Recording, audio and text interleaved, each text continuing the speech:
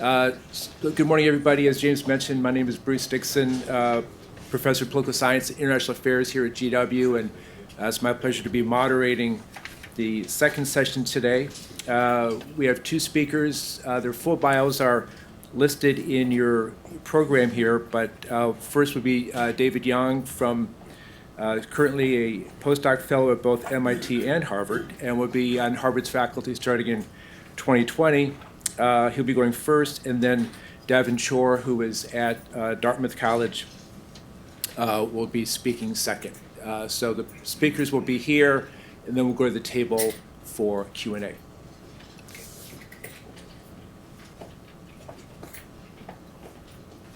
Awesome. Thank you so much for having me. I'm very excited to present this recent work on trying to understand persistent political engagement and trying to show you some evidence from the field work we've been doing in Hong Kong over the last couple of years. And this is joint work with Leo from Chicago, David from Munich, Norm from LSE, and Jane from Hong Kong, U.S.A.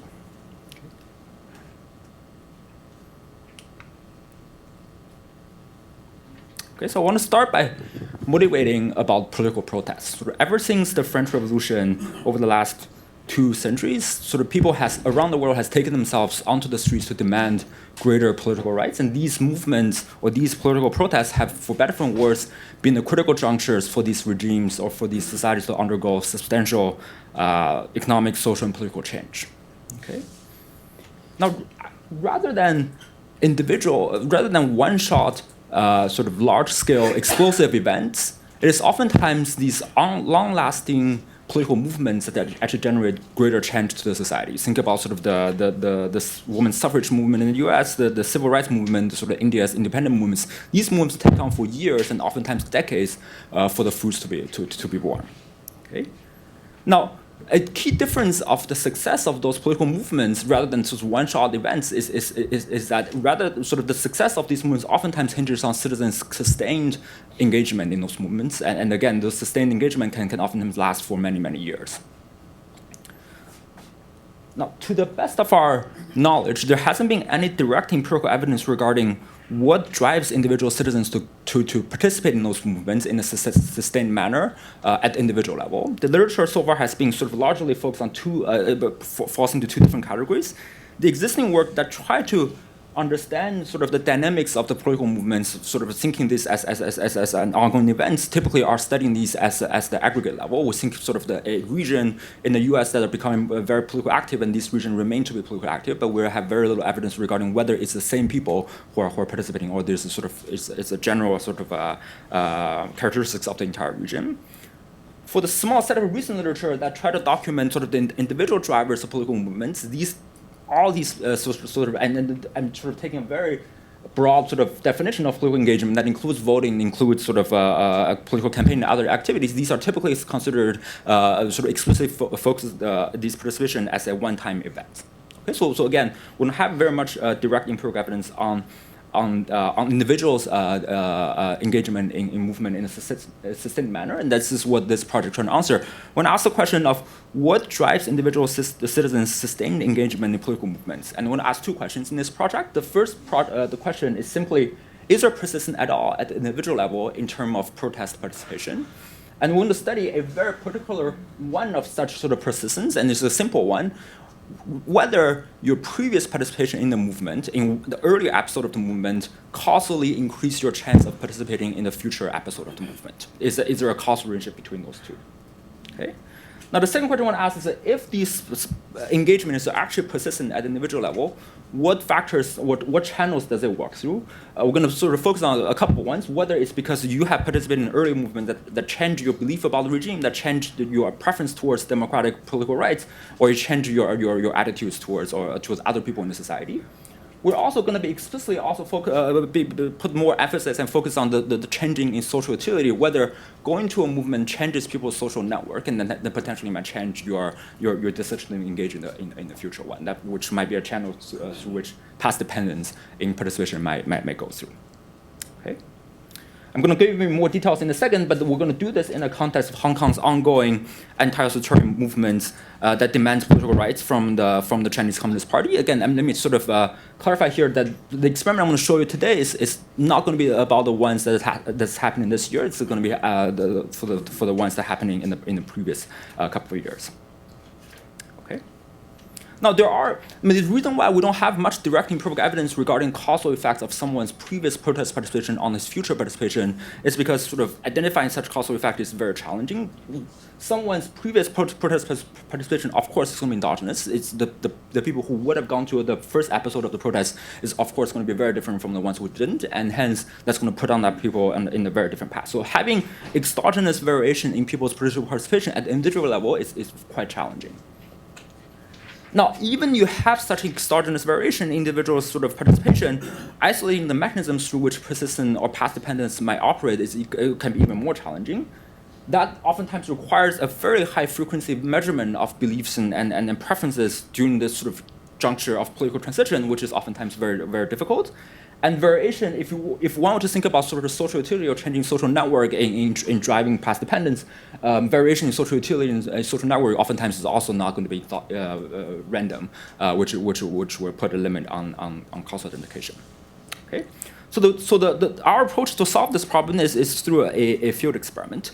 We're going to leverage our ongoing work. For the last 6 years, we've been conducting field work in Hong Kong, where we're going to put in a field experiment embedded in our ongoing sort of survey among the students at one of the 8 universities in Hong Kong, the Hong Kong University of Science and Technology. So what we're going to do is, this is going to be an experiment that spans through 2 years. In the first year, in 2017, we're going to randomly and indirectly incentivize a group of the students to participate in that year's anti-authoritarian movement, the July 1st March, which again, I'll give you more details in 2017. Okay. Now, to sort of explicitly look at whether there is a social dimension of the path dependence, if path dependence exists at all, we're going to randomize the intensity of the treatment across the different social network. We're going to divide the students into 100 different social networks, sort of the pre-existing ones, and we're going to randomize that some network can get nobody get treated, some network get 1 person treated, some network have half the individuals treated, and some has 3/4 of the individuals treated. Okay, which would again generate both the difference of participation in the first year and also in the subsequent year. Now, our primary outcome we're going to look at is we're going to examine the protest participation among the individuals in the second episode of the movement in the July 1st March in 2018, a year after. Again, the key sort of design feature here is that while individuals are incentivized to participate in year 1's protest, there's no incentive at all among anyone, both the treated students and the control group students in year 2. And we're going to see whether the people who have been treated the year before are willing to participate in a protest in 2018 without additional incentive, and that's going to be a direct evidence towards sort of a path dependent at the individual level. Okay, so before I give you more details about the experiment design, let me first show you, give you sort of a quick crash course on Hong Kong's political movements, and I'll show you the elements. Okay, so you've probably seen many of these already recently on the news, but sort of just think about the timeline. 1997, Hong Kong was handed back to China under the promise of one country, two system. There are some key constitutional sort of ambiguity that's left open in Hong Kong's mini constitution, which is called Basic Law, which essentially was put in the Basic Law, but it was never implemented. And we sort of thought that those two items are very strategically left unimplemented, and that sort of essentially spurred all the future political movements, and that's essentially the two unimplemented constitution clauses are what kept the Hong Kong sort of political system fairly stable at the moment. The two issues that essentially what people are fighting for is an issue that sort of prevents Hong Kong to have as currently a national security law, which allows sort of a fairly high protection of civil liberty in the society, and also sort of while the constitution allows Hong Kong to have universal suffrage, that was not implemented. And again, these are the two main issues that people have been taking themselves to the street to protest. So ever since 2003. Protest marches have been organized, in particular, every July 1st, which July 1st is not a random date. It's the date when Hong Kong was handed back to China, to sort of essentially sort of try to confront the regime to protect its political rights. And sort of apart from this year, just thinking about sort of all the movements from 2003 to 2018. about 1.5 million people have participated in this movement. Sort of, these might be sort of repeated individuals, but by the head count, this is the most engaged political movement in the world in terms of the relative size of the population. Again, this is not even considering sort of what's happening this year. Okay, so this is a picture of the 2017 protest that July 1st March that we study in the first episode of the 2-year sequence. Let me give you some sort of high-level summaries of how much you might want to generate our finding beyond sort of the Hong Kong context. Features of the Hong Kong protests that are going to be very similar to many other sort of political rights movements around the world is that these are very high-stake movements where aimed at changing and oftentimes attaining basic political rights, and it's very rarely sort of China makes sort of large policy concessions in responding to individual citizens' demand, and often, and all 3 times that has been happening in Hong Kong. The withdrawal of the national security law, withdrawal of the extradition bill this year, and withdrawal of a national curriculum. Very importantly, from a citizen's perspective, larger protests are perceived to be more effective at changing policies. That's what we show in the data, and that's going to be that will make the Hong Kong protest look very similar to any other protest that is from a protest organizers and protest participants' perspective, you want to have a larger amount of people to show up on the streets.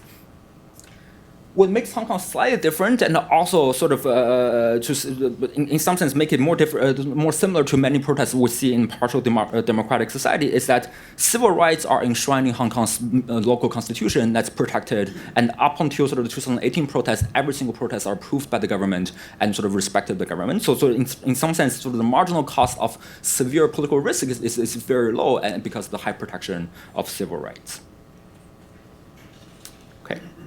Okay, so let me now give you an overview of the experiment design.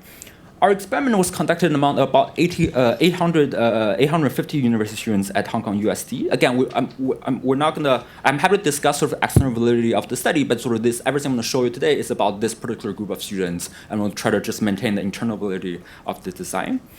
University students is not an uninteresting population to study, not just in Hong Kong, but also around the world, where these are typically the bulk of the population where the participation in these movements are very high. Okay? So again, the overview of our design, the design lasts for 2 years. In year 1, in 2017, a month before the protest has happened, we sort of did our recruitment last year. That year, we implemented a basic baseline survey, and that's also the month we're going to assign our treatment. The treatment, again, is going to randomize across the density, across the social network, and this is going to be the only sort of a cross-randomized variation that we implement, and then we analyze. A month later, in June, July 1st, 2017, the protest happened for year 1, and students sort of decided to participate, and we're going to elicit protest participation about 2 weeks after the protest has happened.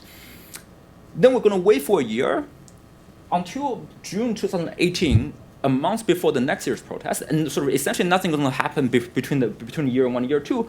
A month before the next year's protest, we're going to send a pre-protest survey. We're going to re-elicit students' attitudes and beliefs about the government, about each other, to see if there's any changes in your political attitudes and beliefs. Does the change survive sort of the month before the next protest? And then would sort of students decide, or sort of the people in Hong Kong decide whether to participate in the July 1st March in 2018. And we listed the protest participation again very similarly about 2 weeks after the protest had happened. Okay. Now, the treatment we're going to implement has several design challenges. The first challenge is that we want to sort of generate a exogenous variation in people's protest participation, but we also don't want to directly encourage or explicitly encourage people to go to the protest. Apart from sort of the ethical concerns, this is going to change who is going to be the complier of people who are going to take the pay and participate. So that's going to change sort of our interpretation of the results. So, but we also do want to generate the first stage to get at some of the defects. So what we're going to opt in to do is we're going to instead of paying explicitly for people's protest participation, we're going to pay for the behavioral conditional you are at the protest site. I'm going to be more clear of what we exactly do. There's a separate sort of a design challenge that is anyone who have received incentive to participate in a protest, indirect incentive to participate in a protest from us, it's going to have two things that's changed. Not only do they potentially also participate in the protest, but they're also going to receive incentive from the researcher, which might generate sort of either reciprocity concerns or experiment demand effects, where they know sort of researchers might do some transfer. So we want to hold fixed income effects from the students. So we're going to have a placebo treatment, we're going to have a separate group of students who receive the very similar kind of incentive, but not about protest participation to help fix the incentives. So just to be more concrete, this is the actual screen that students in our treatment group see. We tell students that it's notoriously hard to estimate the size of the protest turnout because this is a dynamic crowd counting, and the count oftentimes vary by a lot. And we want to sort of crowdsource this effort to say, if you happen to be at the protest site, if you happen to be at the protest site, and if you're willing to help us with a small task, which is essentially at the two different points in the protest, ideally an hour apart, tell sort of how many people you see, how many people you can touch with your hand, which is crucial to estimate crowd size density. Sort of give us those estimates and give us observations at two different points in time. We're gonna reward your effort during the protest. Again, this is going to be sort of incentivize people to participate while you're at the protest site. So it's just the idea is to create a nudge for people to be at the very close to indifference in terms of participation. Okay, so for those who have at the protest site and complete these two tasks, we're going to reward their effort by paying them 350 Hong Kong dollars. That's about sort of 45 to 50 US dollars. That's about sort of a day wage among the student population in Hong Kong. Okay. Now again, so there's a confounder that we want to rule out, because for the students who receive the protest treatment, what I call the protest treatment, they're, in addition to participating in the protest, they also receive the potential monetary transfer from the researchers. We want to have that fixed. So what we do for placebo treatment is that we tell students it's hard to estimate the crowd size at the subway station in Hong Kong, and we ask them to help us to count the people there. So we ask them to go to several substations that you would have to go to participate in the protest, the same location. So the individual cost is going to be, traveling cost is going to be very similar. But about a week after the protest taking place, you have to go to the same place where protest taking place, but a week after, so you're not participating in the protest. We're going to do the exact same task where you're going to count the crowd size at the platform of the subway station, and you have to do that for 2 hours apart, an hour apart. And if you do so, we're going to again reward you with 350 Hong Kong dollars. Okay, so that's our treatment. In the end, sort of the take up of both the protest treatment and the subway treatment is sort of remarkably similar. About sort of 11 to sort of 12% of the students who are offered the chance to count the crowd size as either the protest or subway station actually did that. So sort of that's also a review preference measure of thinking students are. So the condition now you're very indifferent of traveling to that location, they consider these two events have very similar sort of marginal costs for them. Okay. Now the next, the final sort of design element I want to sort of emphasize before I show you the result is that we also randomize the intensity of the treatment across social network. We don't have sort of a complete mapping of people's social networks, so we're going to start with, as a proxy for social network, we're going to start with a major by cohort. So we're going to assume everyone who studied the same major and in the same sort of school year are presumably know each other, or at least sort of fairly close to each other. So that's going to divide our subject into 100 different cells. And then we're going to essentially randomly allocate these cells to be different intensity levels. So some cells going to have 15% of the cells going to have nobody treated. They're going to be pure control. About 20% cells going to have essentially 1% of the individual treated, and then 30% of the cells going to have half of the individual receiving the treatment, and the remaining is going to have 3/4. Okay, we're going to cross-randomize the intensity of the subway treatment, the placebo treatment of the subway across this network as well, subject to the constraint that we cannot have two cells that have both sort of 75% intensity, but subject to that constraint, these are going to be cross-randomized. Okay, so in the end, we're going to have about 45% of the individual students receiving the protest treatment incentive treatment. 20% receive the subway placebo incentive, and the 35 remain at the pure control. Okay. All right. So now let me show you the results.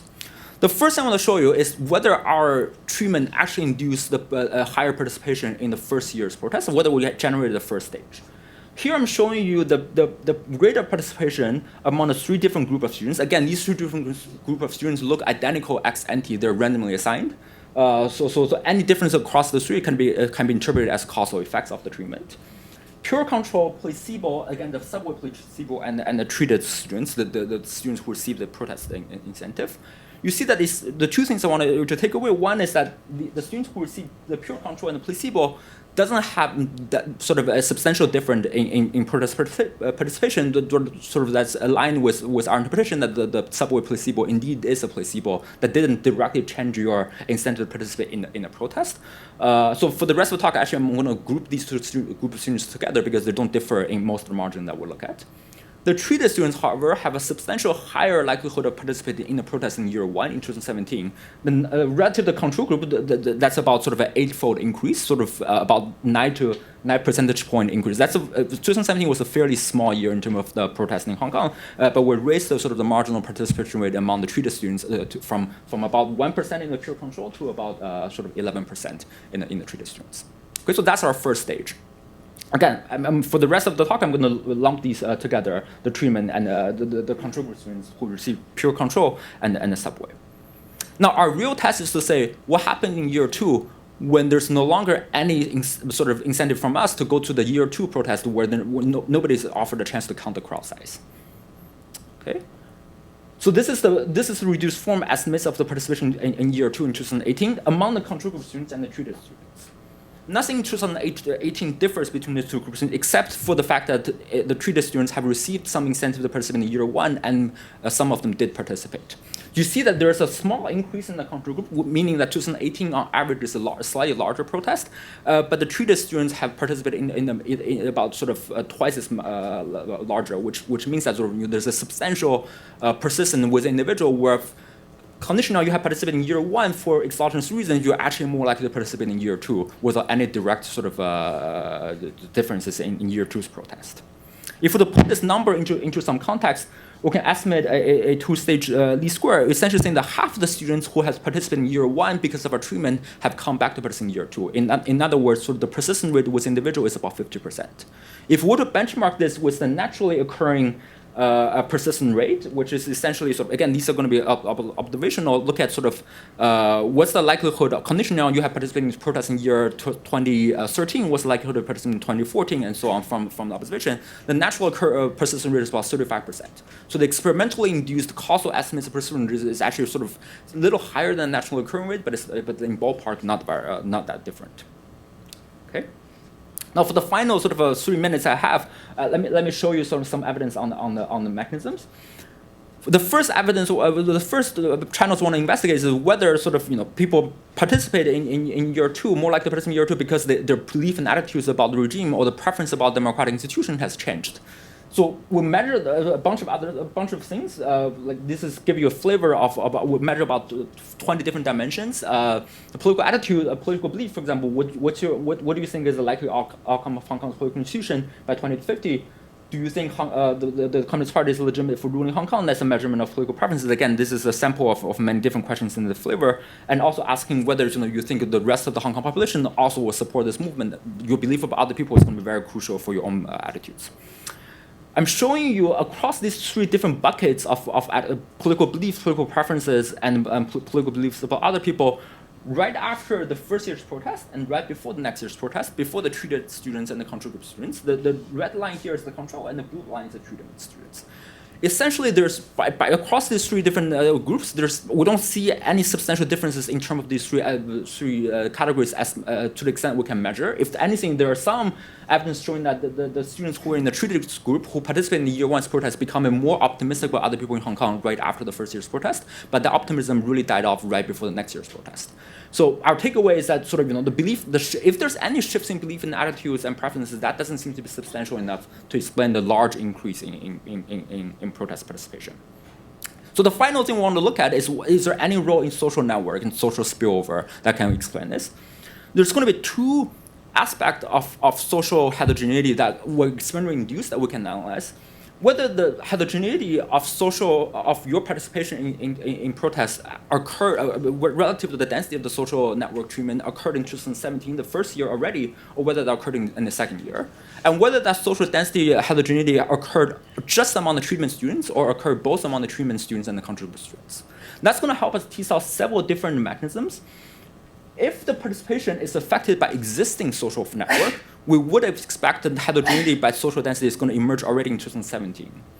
But if the social, but if the sort of the participation is going to be affected by new ties that's being formed after the first year participation, then one might expect that 2017 might not show heterogeneity, but the heterogeneity only starts to reveal in 2018.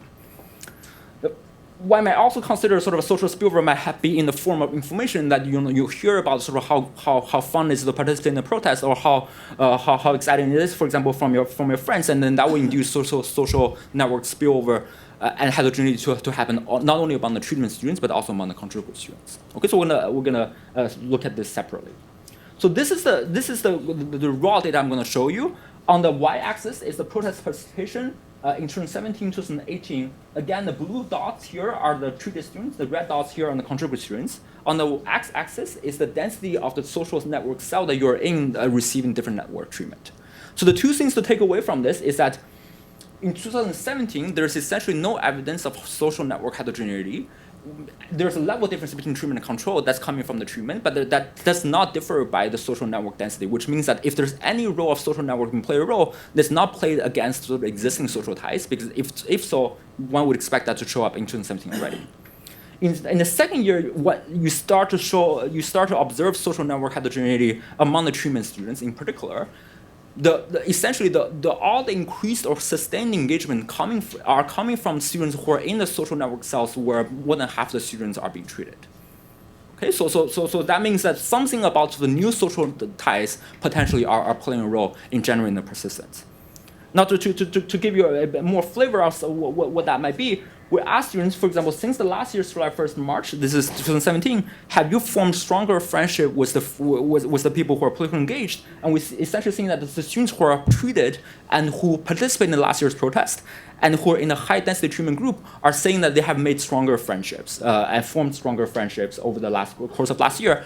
And again, part of that's going to be sort of driven by sort of the higher the density of the treatment there is, which means that you're going to have more of your classmates who have been treated and show up to the street the year before, which means that you have a higher chance of forming some friendship amongst those who have participated. And these stronger social ties would turn out to be fairly crucial in explaining the persistence.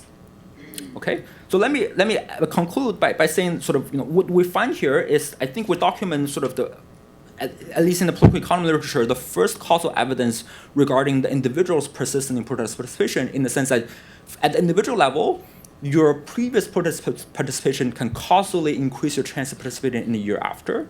And we show that there's a very strong sort of element of social changing social utility that might play a role in driving such persistence. This is actually quite different from what the existing theoretical literature would emphasize, which is fairly sophisticated in the sense that your protest participation in sustained manner is driven by strategic consideration of you want to send a signal to other people, and social learning might drive the persistence. What we're showing here, we're not ruling out any of the other sort of explanation, but we're sort of emphasizing an even more fundamental element of social spillover in the sense that protest participation are by nature large simultaneous gathering of many individuals, which means that on some level, going to a protest is going to be very similar to going to a concert or going to a sports event. These events are going to be a sorting of similar like-minded individuals, and that's the event by itself can form stronger social network, and that stronger social network then can induce individuals to participate in a similar events, in this case protest events, in the year after. Okay. Also, let me just also close by emphasizing again this mechanism that we're emphasizing here makes sort of is in some sense a bit more fundamental than oftentimes the behavior model of quote unquote habit formation, which again you need a sort of somewhat more nuanced modification of the people's utility function. But this is you can simply just changing direct social utility or to get people's sustained protest participation. All right, thank you so much for your attention.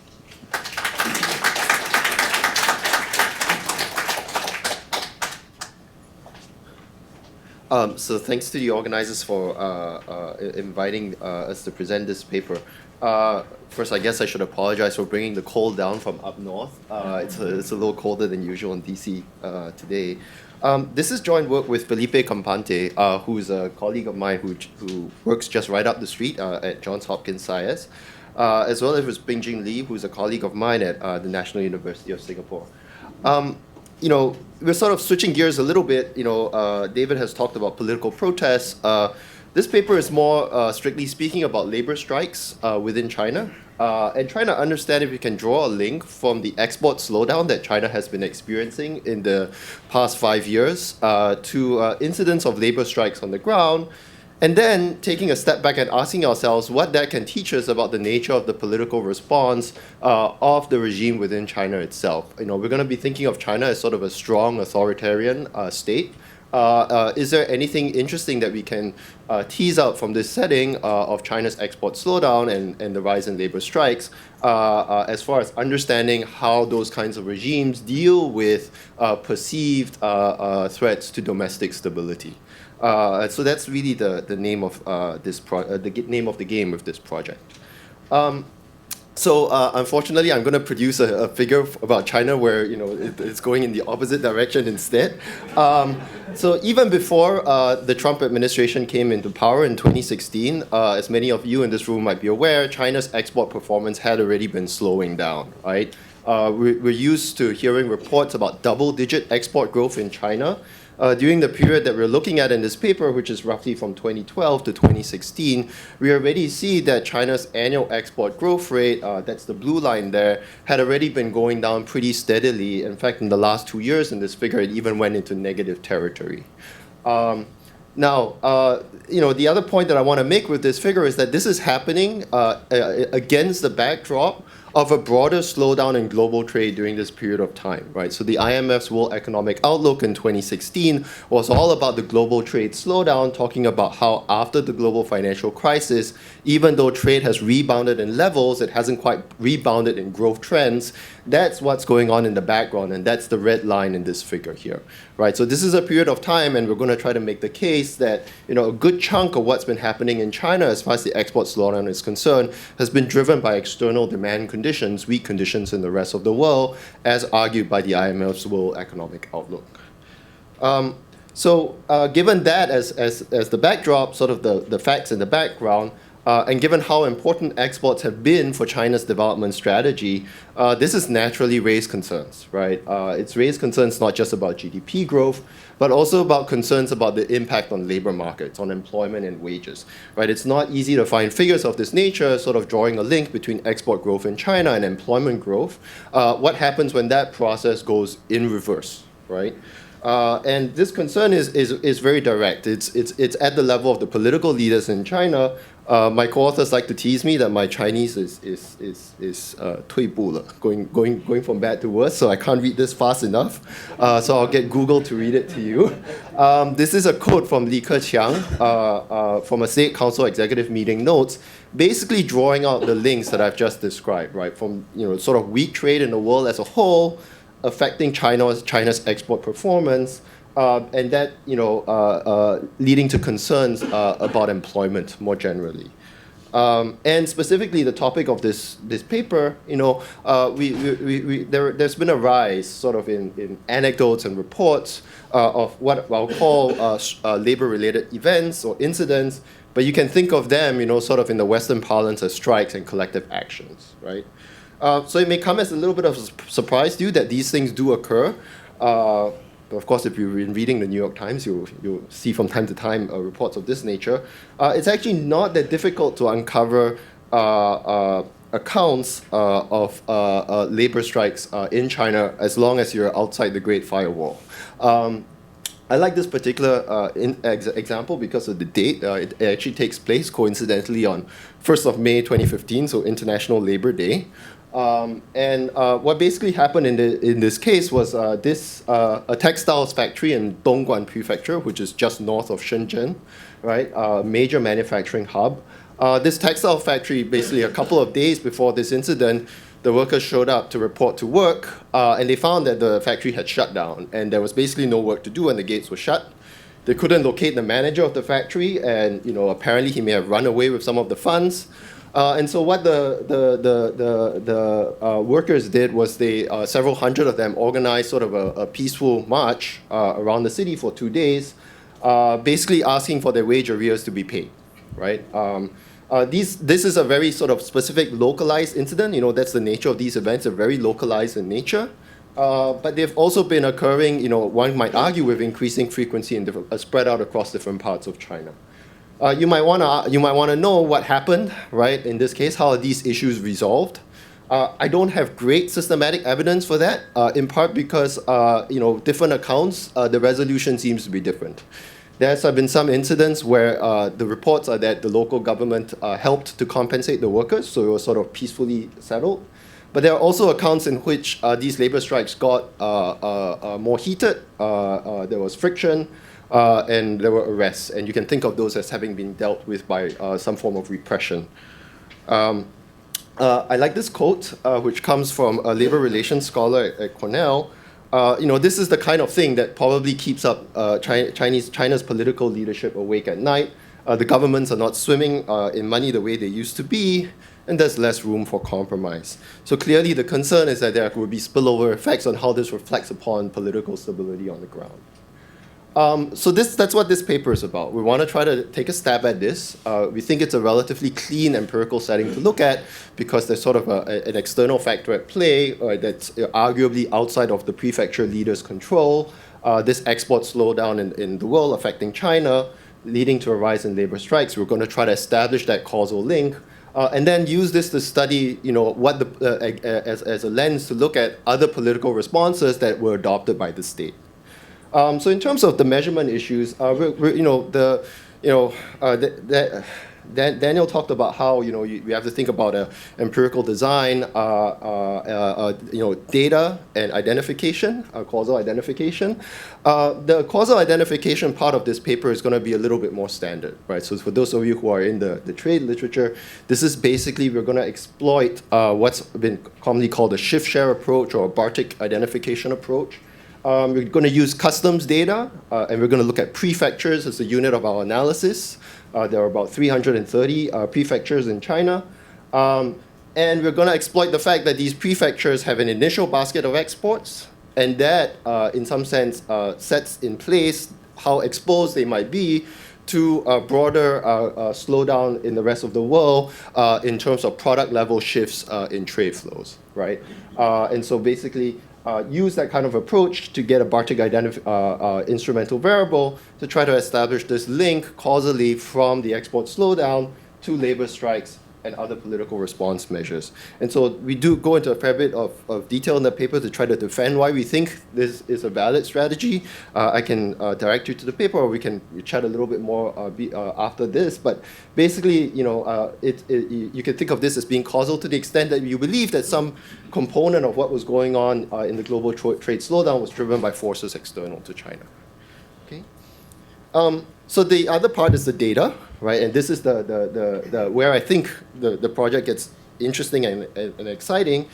China is a context where it's inherently challenging to get systematic data at the local level on things that could be perceived as threats to political stability. And so we have to think about both somewhat conventional and unconventional data sources. So the first thing we need is some data on strikes. For that, we're going to use data that's been collected over time by an NGO that's based in Hong Kong that has focused on labor relations issues in the mainland called the China Labor Bulletin. So they've been keeping a running record of strike incidents that have been surfaced to them. They don't claim that the data is comprehensive, so we've had to do some work, and I'll get into it a little bit, to try to corroborate this against official data to try to show that whatever underreporting there might be, we're still capturing the trends pretty well. Okay, but what we find, in a key takeaway here, is that we do establish that causal link, right? That in prefectures that experience a more severe export shocks or more severe export slowdown, we see a larger increase in the number of labor strikes per capita. Okay. But then, so what? Can we document something about systematic government responses?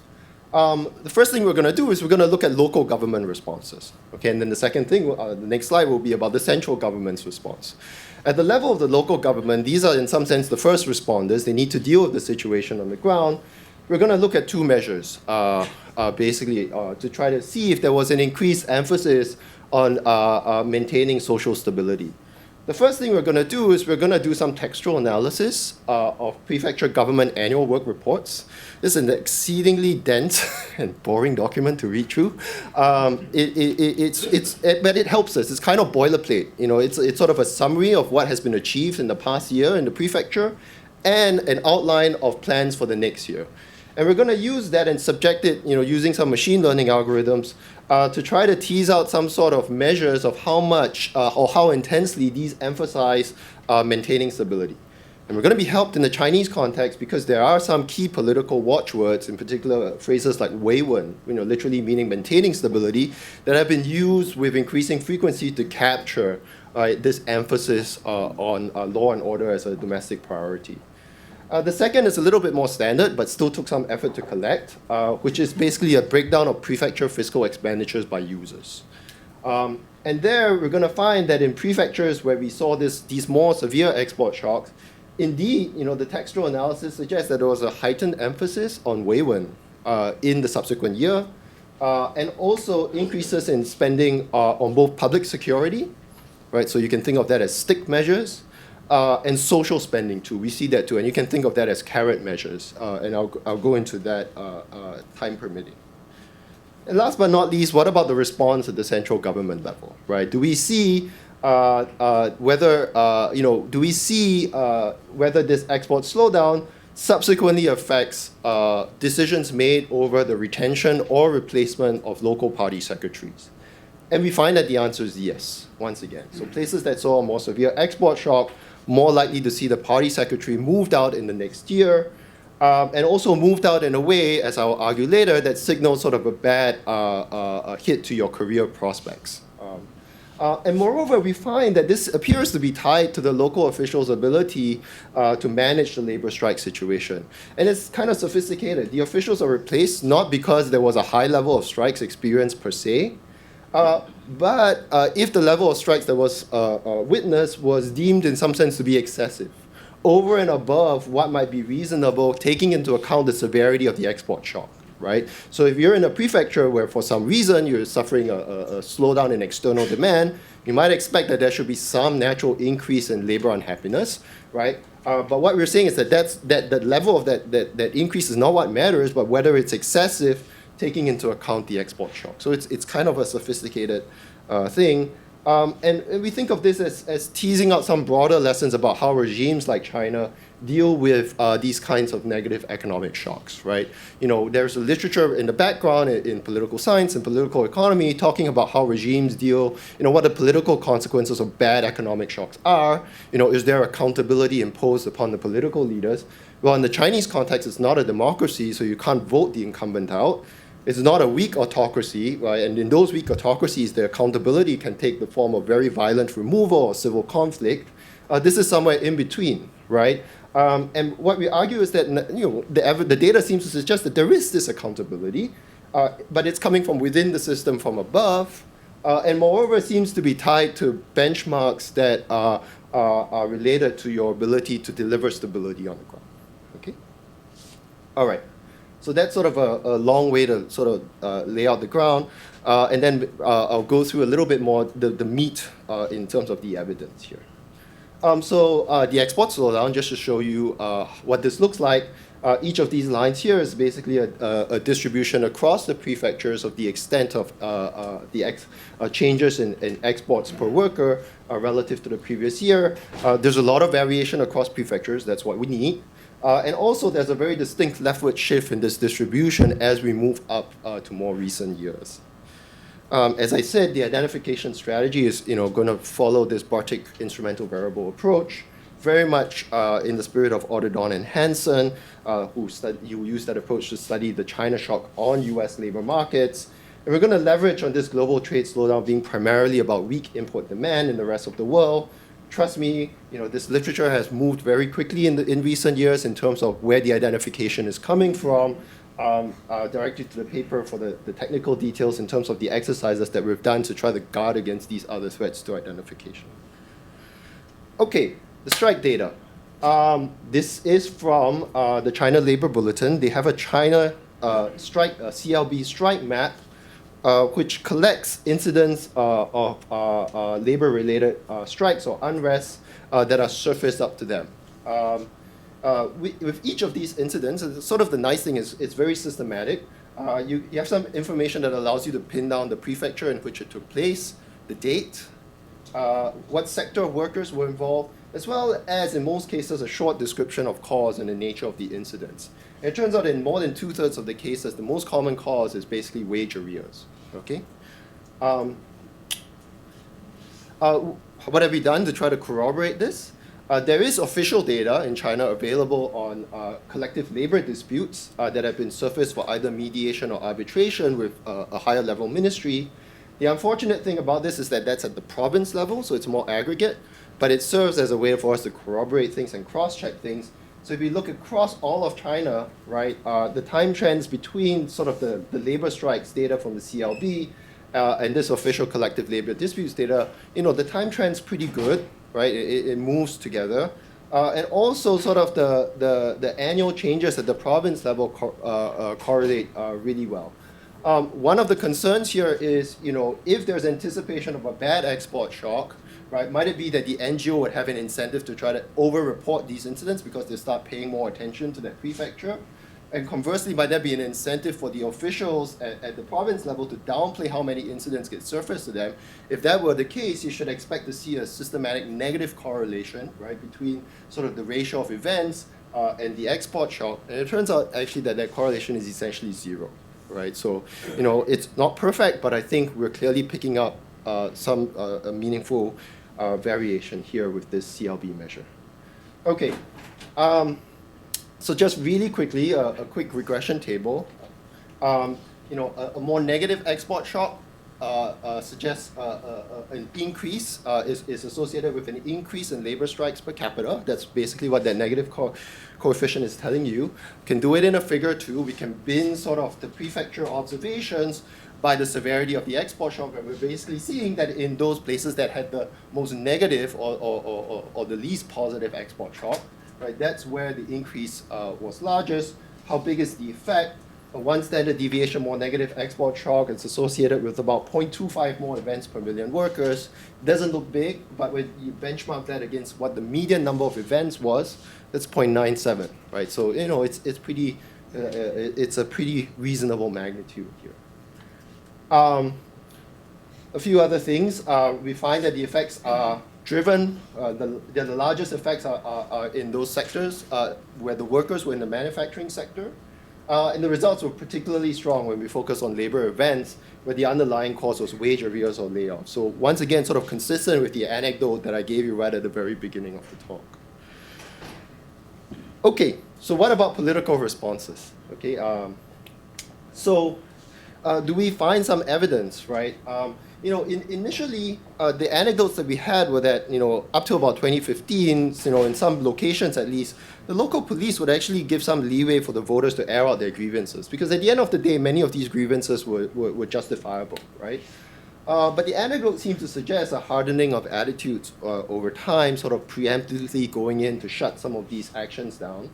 And so we want to see if we can get some evidence of responses by local authorities that from both in terms of their announced intentions, right, in their work plans, as well as whether they actually allocated money in that direction. So about the term 维稳 or 维护稳定, it's a short term, literally means preserve stability, but these days in China it's sort of a euphemism for basically law and order and public security measures. So we view it as a proxy for the importance of domestic security as a policy priority. So the first thing we did, and I had no expectations about how this would work out, was we actually have information about these strikes in the CLB by date, and we can pin down the week in which it took place. So what we did was we went to, in the US, if you wanted to see if there was sort of interest in something, you would go to Google and get the Google index and try to see if there was an increase in searches on that issue. So within China, we can do that with Baidu. It takes a little bit of time, but we can also trace it to the prefecture level and see whether there was an increase in searches on that issue. And we were able to run sort of an event study kind of regression at the weekly level And surprise, surprise, a number of weeks after the occurrence of I should say, a labor strike, not protest, you do see a significant increase, right, apparently in searches on Baidu about this issue. So maybe the general public is interested to know if there's going to be an increase in, police on the ground or whatever. But there seems to be this temporal correlation that we found quite striking. But what about in the prefecture work reports? Well, we took those work reports. We had a basic measure, which was just a simple keyword count measure, right, or variations of the term 维文. But we also did some machine learning stuff where we basically could come up with a classification of text that was binary that could give us sort of a more smooth cardinal measure of how much the text itself emphasized 维文 versus not 维文. We did a smell test. So in the Chinese language, the term 稳 or 稳定 is also used to talk about economic stability, right? So sort of stabilizing the stock market or real estate markets.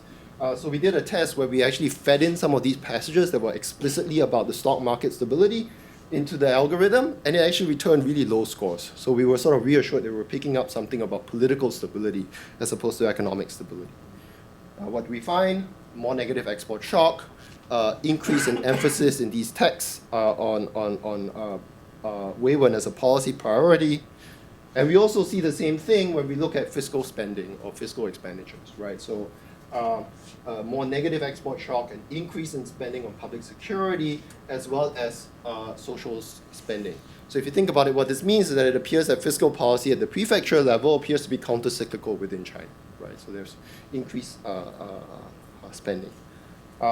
There is a little bit of substitutability between sticks and carrots, and in particular, we find that those prefectures that initially in 2012 had larger fiscal capacity, right, were more inclined to raise social spending and less inclined to use public spending, public security.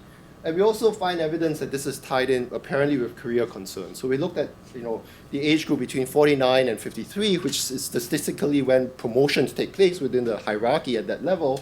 And we found that those younger leaders who presumably have stronger career concerns were more inclined to raise spending on public security. Okay. Finally, turnover, right? There we have it, in pictures, right? Sort of. Once again, binning the prefectures by the severity of the export shock, it's where the shock was worse, that we see the likelihood of turnover of the party secretary 1 year thereafter being the highest. It's very distinct. And the effects appear to be driven by what we call lateral movements. So there's ways, you can classify promotions, you can classify lateral movements. There are very few explicit demotions within, in fact, in our sample, there are no, rank-based demotions, but you have people exiting the system, retirements and corruption and things like that. Well, the action seems to be coming from those lateral movements. The way to think about this is that this is de facto like musical chairs. You're not doing well and you're moved out. And it appears to be driven by the lateral movements that take place early in one's tenure. Now, why is that a bad thing? So there are some guidelines, right, within the CCP that suggest that you need to be in a political position for at least 3 years before you're eligible for an upward promotion, right? And so if you're being moved before you reach that 3-year mark, you need to restart your clock, right? And so we show in the paper too that, being moved early, right, reduces your probability of eventual promotion. So this is basically a setback to your career path.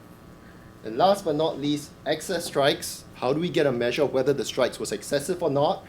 We take that initial regression of the export slowdown, how much it explains of strikes. We basically see to the extent to which you're above or below that regression line as sort of a reasonable prediction for how much strikes there would be that could be explained by the economic conditions that you were exposed to. And we basically classify prefectures into whether there was a high, low, or medium level of excess strikes. And we find that the action, right, particularly on lateral movements, is entirely being driven by the lateral strikes. Okay. Okay. How big is that effect? Well, the probability of turnover unconditionally in the sample is about 30%, right? And if you look at the size of that coefficient, that's 12 percentage points. So it's pretty big. Okay. Right. Okay. So that's it. Thinking about where the paper is, can give you a flavor of what we've done. This export slowdown appears to have had repercussions throughout the Chinese system. looking at both sort of slightly unconventional measures of public security responses, as well as more conventional things like looking at local leader turnover.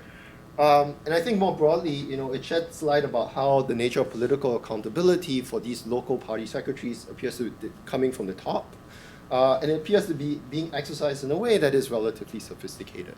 So if you think about it, right, why would you want to punish someone on the basis of excess strikes as opposed to strikes per se?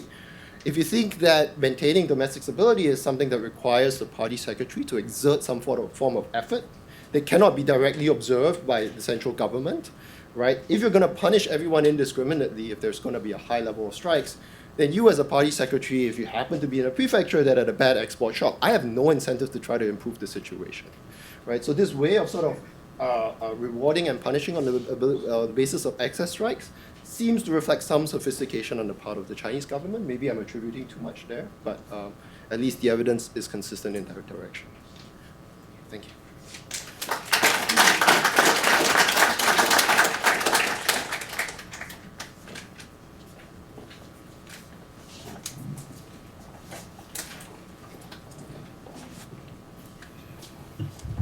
Okay, so we had two very rich papers. We are at the time we're supposed to be going for a coffee break, but I've gotten special permission to extend this session for time for Q&A. In the interest of time, I'm going to gather 2 or 3 questions first and then have the paper writers respond. When you ask your questions, please identify yourself and indicate to whom your question is addressed. So, who has a question?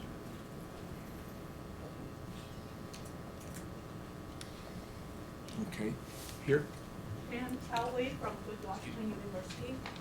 So I have a question for Davin. So I wonder are there any evidence of preemptive action by the government officials prior to the export shocks? So even though the shocks haven't happened in their area, but they see it coming from the neighboring provinces. So do we see any increase in references to Weiwen or increase in the expenditure before the export strikes actually happen? Okay, 1 or 2 more. Okay, here in front. Hi, Robert Schroeder with International Investor. For Mr. Yang, certainly the Chinese government has been suspicious about outside foreign influence on the protest in Hong Kong. Did you see any evidence of that, and did you try to control for that in any way?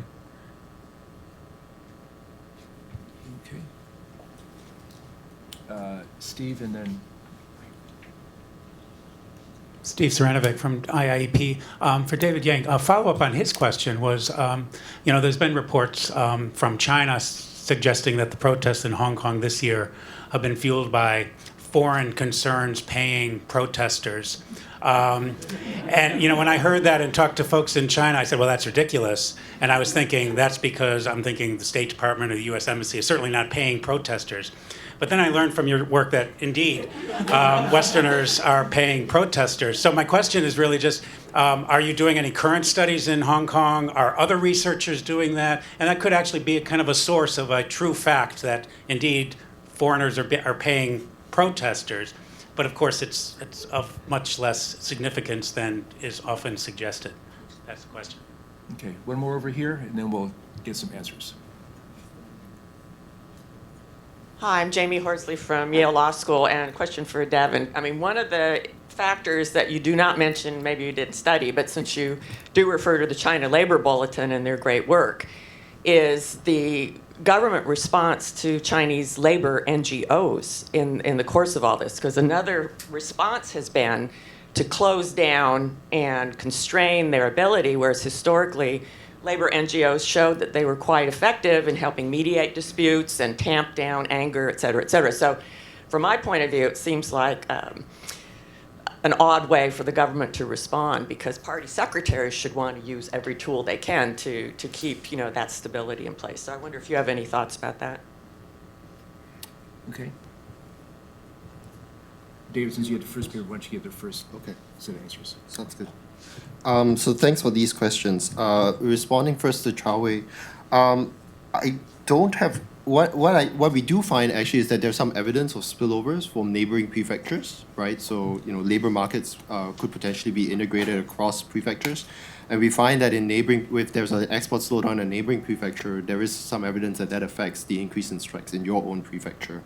I don't have great evidence on preemptive actions. I think we looked at that at some point, playing around with sort of the timing of the variables that we have. One thing we have done is try to take a look to see if the central government might bring in someone preemptively to be a troubleshooter.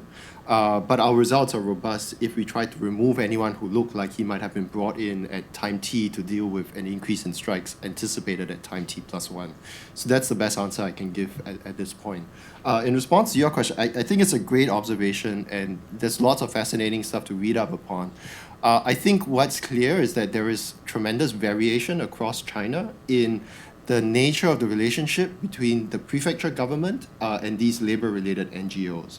I think some might be more permissive and others might not.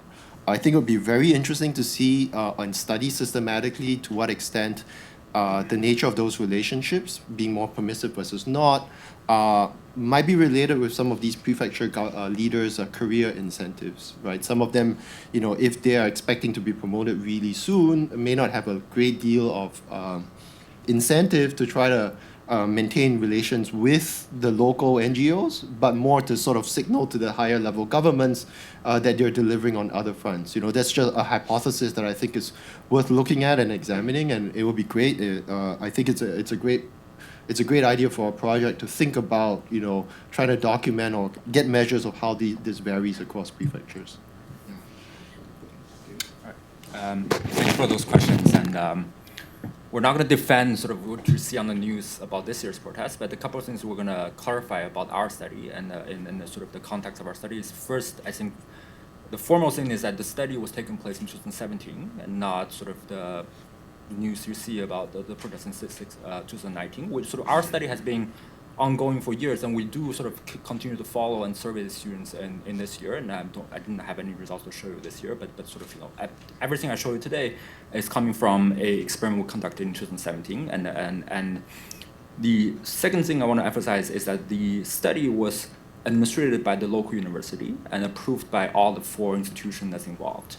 So sort of to the extent that you think sort of it's the sort of a foreign power instigating the protest in Hong Kong, there's going to be there's a line there where sort of everything is going through the local university. And the third thing I want to emphasize is we take a strong stance, both legally and sort of ethically, about sort of directly paying students to participate in protests, and sort of literally in the format of, if you show up at the protest site, then this is going to be a monetary incentive you received, versus I mean, even that is sort of we can discuss offline of from a legal perspective whether that's legal or not. Sort of under the current sort of constitution in Hong Kong, even that format is not outside the legal framework.